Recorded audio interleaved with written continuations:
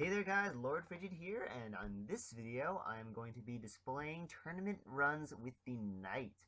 Now the Knight is actually an interesting case because it doesn't have any pets that it can send out to distract. And that was, if you've seen the Wizard video, you noticed that sending out pets to distract really trivialized the difficulty of the entire tournament. So I kind of wanted to showcase a class where you couldn't do that. And Knight was the best option.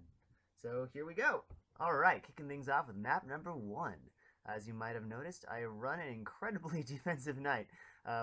3 pure defense skills. Protector, Lay on Hands, Angelic Form. 1 offense/defense skill, Holy Shield. And 1 pure offense skill, Maim in this case. I'll change it up as the maps progress. I do this because I really, really hate farming for consumables, so I just run 4 defensive skills so I survive long enough such that I don't have to.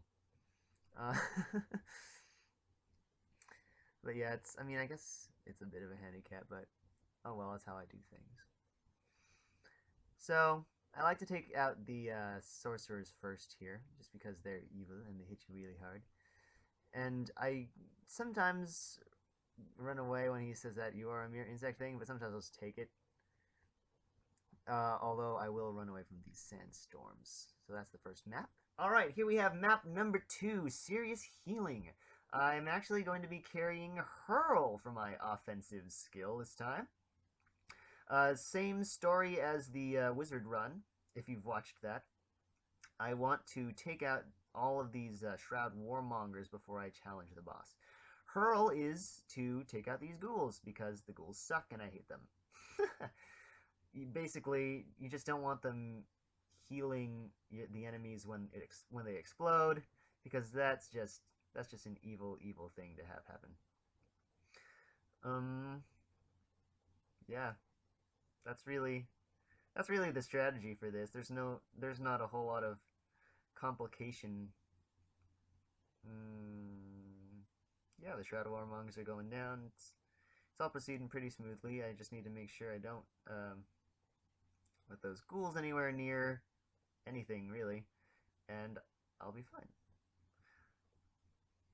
Proper use of defensive options is very effective against these archers, because as you can see, the archers do hit you really, really hard.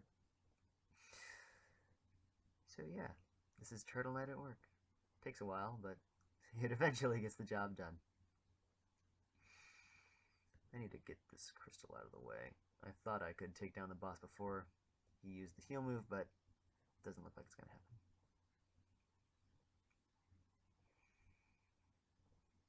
Just waiting.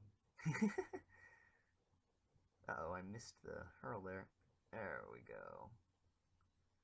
Oh, don't hit me. Alright. That's the second map. And here we have map number 4, Ambush. The Golden Serpent and his horde of Pestilisks and other various reptiles is really not something I want to be dealing with, but oh well. I'm going to use Angelic Form really early here because these Pestilisk poison pools, they shoot them, and lag sometimes makes the game think they're right in front of me when on my screen they're a zillion miles away, and it just really sucks. And Angelic Form, using that early, is a really nice way to circumvent that issue. I like to get the serpents down before I challenge the main boss. And, yeah, those are really what you need to watch out for. Especially when he rears up, like right there, and he's about to slam on the ground and knock you away, and it actually deals a really large amount of damage. When he says the earth will consume you, that means he's about to summon those rock spires, and you really don't want those to hit you because they will kill you really fast. When he kind of, I don't know, what is that even called? When he sort of rears up numerous times, that means he's about to summon the Pestilisks. And it's not as important to run away from those, but again, the poison pools that they spew out for their first move hit really hard. As you can see, standing in that for even just a fraction of a second took me down to about half HP. And that's just not something I want to deal with. So I'll usually run away from that attack as well. Here they come again.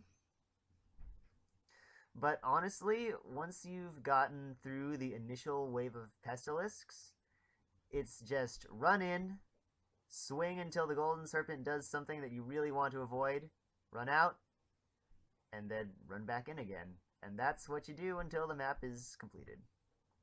Which it should be pretty soon now. Let's see if I can avoid this. Okay, oh, you didn't even do it. Okay. Game bugs.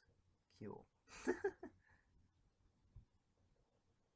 Alright, here we have map number 4. I'm actually going to go ahead and pop a cooldown potion on this one, so I can have my defensive skills up more often. I do this because, as with my wizard video, I'm not sure if you've seen that, but if you have, then you'll know that I like to take out these earth towers before I go on and take on the boss. Again, note that the earth towers will not summon boulders directed behind them, so that's a nice place to stand as long as there are no newly summoned Pestilisks in the way. Do note that boulders from other towers might roll into you if you do this, however, so it's not a completely safe location, but on this map, nowhere is a really completely safe location. So just do your best. Run around the boulders, obviously, is a good idea. Don't stand in the Pestilisk poison pools unless you've got Angelic form on, and even then, if it's close to expiring, you might want to get out as quickly as you can. But yeah, these towers are starting to come down nicely. I'm actually going to go ahead and switch. There's too much stuff swarming over here. I need to get the mana for this Angelic form. Ah, nice. Got it off mana drain. That's always the best. Like I said, I have the honey wine to support my mana usage, but I really don't like to use it unless I have to. And I do here, unfortunately, but that's how it is sometimes. Alright, so this is the last Earth Tower. Hopefully I can finish this off pretty quickly because it's the last one, and after that I get to fight this expert Earth Wizard. Yeah, he's not nearly... This map isn't anywhere near as bad once the Earth Towers are down. So as long as you can use your defensive skills wisely and get that taken care of, then the rest of the map is a breeze. And that is... Oh, come on. And that is it. Alright, here is map number 5. The key to this map I have found is actually ignoring the Siege Brutes. I'm not sure how he's hitting so hard through my Angelic form, but oh well.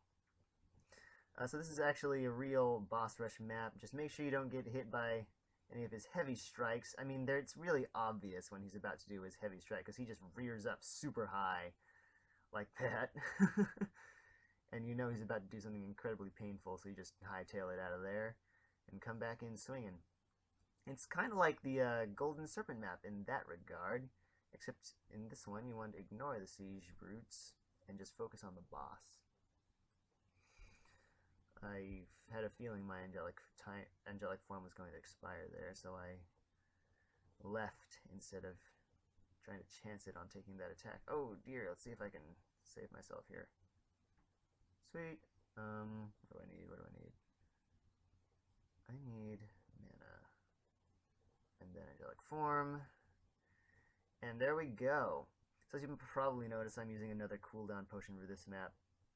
Just because if you're not going to focus on the Siege Brutes, you really need to have enough protection against them. So that's my reasoning for that. And honestly, I don't think cooldown potions are... It's not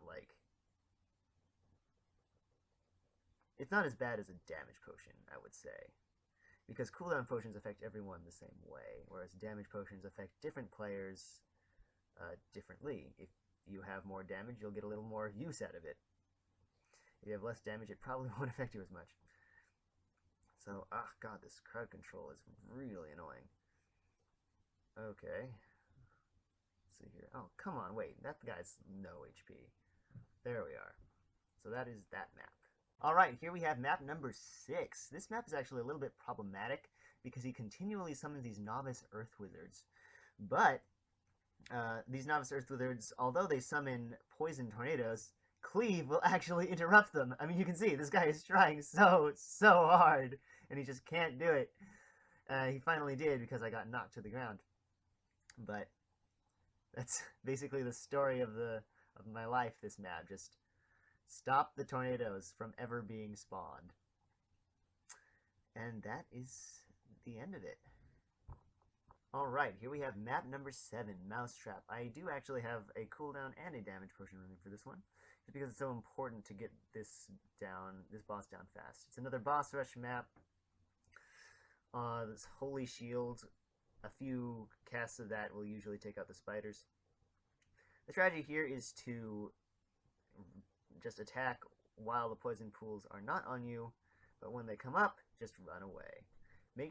Try to make sure you have a defensive option up for when the poison pool is started, because that's not something you want to try to run out of without some defensive assistance. Yeah. So this map's actually almost over, fortunately. Oh, or maybe not. It's going to take a while for Silcar to run out of all those poison pools. But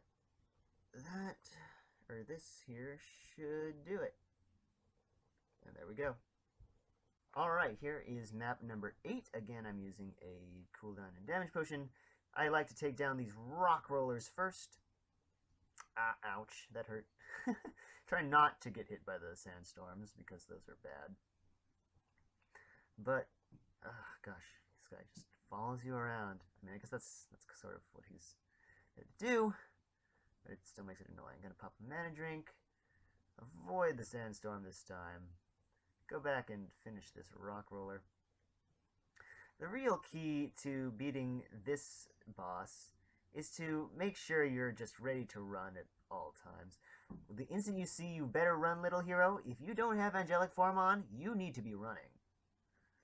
Same with when he says bury you in rock, because that stomp does a lot of damage. And here we go. Again, like with the map number 7, you want to have a defensive option up when he says those things to make sure you cover yourself. Like, if I hadn't had Holy Shield on for that, I would have been dead or very, very close. But yeah, try and get those activated as you're on the move. And, oh, ouch. This map shouldn't be too bad. And last but not least, we have Interruption.